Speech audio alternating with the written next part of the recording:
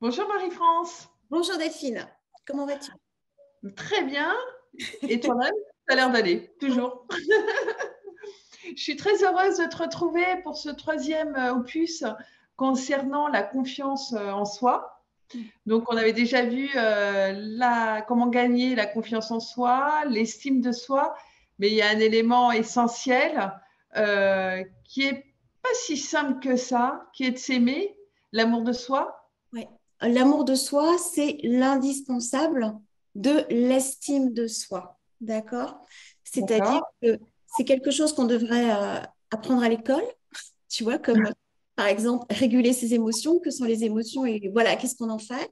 C'est l'indispensable et c'est l'amour inconditionnel qu'on a pour soi, apprendre à s'aimer soi, donc à s'accepter avant d'aller chercher l'amour chez l'autre.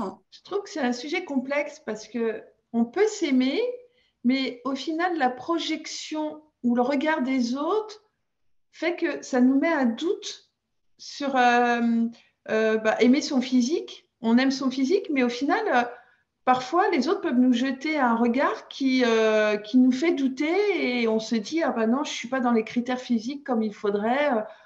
Euh, Oui, Est-ce que c'est naturel comme oui, sensation? oui. Alors là, tu vois, tu pars déjà un peu plus vers l'image de soi, Oui. d'accord? Mais c'est là qu'on voit effectivement la complexité du sujet et de la chose. L'amour de soi, c'est s'accepter comme on est. Donc, Mhm. effectivement, c'est s'accepter dans son entièreté, avec ses qualités, avec ses défauts, Oui, des avec, différences. avec Mm. ses faiblesses, ses différences, avec ses échecs et ses réussites. C'est vraiment la totalité. C'est s'accepter à un instant T de la façon dont on est et dont on se perçoit. Maintenant, ça ne veut pas dire qu'on n'a pas envie de travailler sur soi et d'évoluer. Mais Absolument. l'essentiel, c'est de se dire, OK, je suis comme ça aujourd'hui, je m'accepte comme je suis et je m'aime comme je suis. Même si on ne se trouve pas parfait, parce que la perfection n'existe pas. Eh bien oui. Tu vois. À partir du moment où tu t'acceptes comme tu as plus ensuite de compassion, de bienveillance envers la personne qui, elle aussi, est en face de toi, s'aime pour ce qu'elle est et est différente de toi, tu vois. Et c'est là que commence l'ouverture et la relation, c'est-à-dire être en bonne relation par rapport à soi. Et à partir du moment où on a cette bienveillance et cette compassion pour nous-mêmes, on est plus en capacité d'avoir cette bienveillance et cette compassion pour l'autre. Ouais, ouais, complètement. C'est s'assumer en fait, respecter ses valeurs. Oui, et c'est un mot que tu as dit et qui est hyper important, c'est se respecter. Mm. Tu vois. Ouais, ouais, tout à fait. À partir du moment où tu te respectes, bah, tu es en capacité de projeter cette dimension-là en effet miroir à la personne qui est en face de toi, et la personne, effectivement, recevra le message qu'elle se respecte et je la respecte en retour. Oui, ok. Non, mais c'est très clair en tout cas. Je pense qu'effectivement, il ne faut pas attendre de validation, de l'acceptation de notre différence. En fait, si je résumais de cette façon-là, c'est comme ça que je le perçois. Si ma différence ne plaît pas, ben c'est pas grave, on peut pas plaire à tout le monde à partir du moment où moi je m'accepte telle que je suis. Tout à fait. À partir du moment où tu acceptes une validation extérieure, le jour où tu n'as plus cette validation extérieure, qui es-tu? C'est ça. Deviens-tu et quel est l'amour que tu as pour toi? C'est un gros pilier que tu n'as pas et tu es complètement déstabilisé par rapport à ça et complètement Oui. fragilisé. Mm. C'est peut-être que par-delà la peur d'être seule, la peur de se dire je vais me fermer du monde si je n'accepte pas d'être comme les autres souhaitent que je sois. Si- On on est, l'être humain est un animal social, d'accord? Et qui a peur du rejet. C'est Oui, le fait de ne pas être aimé. Donc oui, c'est à partir de ce moment-là, effectivement, que tu commences à rentrer dans des schémas très conformes. Tu commences à rejeter des parts de toi. oui, d'accord. Voilà.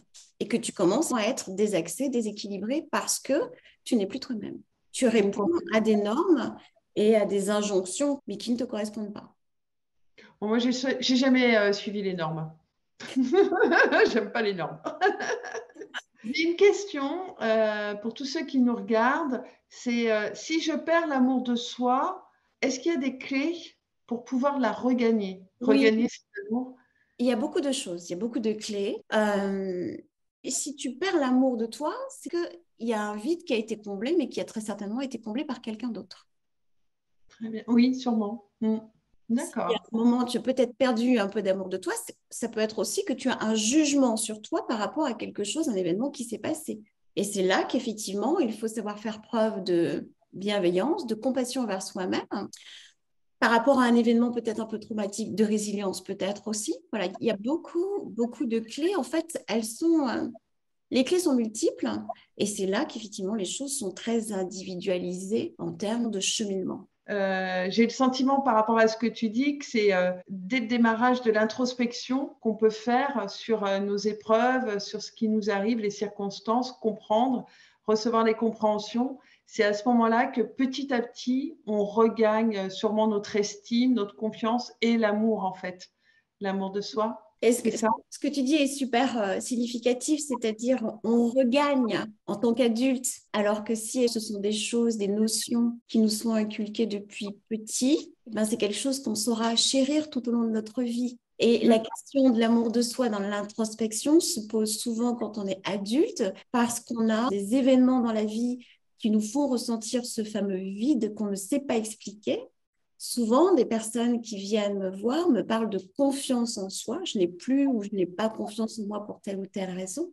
Et en fait, la problématique est plus sur l'amour de soi à la base, parce que justement, ce fondamental-là n'est pas présent. Et donc, à partir du moment où tu te retrouves confronté à certaines difficultés, tu vas penser que c'est une question de confiance, mais la confiance est plus reliée à la compétence que tu as à savoir faire quelque chose, à agir et à poser des actions. Si tu as ce vide-là d'amour de toi, eh bien, il y a beaucoup plus de fragilité et de vulnérabilité. Mhm. Donc, tu n'as pas forcément D'où, conscience. oui, d'où la création de manque affectif, de dépendance affective. Enfin, on les connaît. Bon, ben, je vais m'aimer alors. Tout va bien. Ah, c'est prendre soin de soi, c'est se chouchouter, c'est s'aimer, Oui, c'est avoir une évaluation positive de qui on est. On a le droit oui. d'exister. Voilà, le préalable, c'est on a chacun notre place sur cette planète et on a le droit d'être aimé. Et surtout, on a le droit de s'aimer. Eh ben, écoute, je mérite d'être aimée, on va dire, et de m'aimer. Je te remercie beaucoup, Marie-France. C'était passionnant comme sujet. Encore une fois, n'hésitez pas à faire des commentaires. Marie-France, moi-même, on est là pour vous répondre, pour vous accompagner. Et puis, bah, likez la vidéo, à vous abonner. Merci à tous. Très belle journée. Au revoir, Marie-France. À bientôt. À Merci. bientôt. Merci à toi.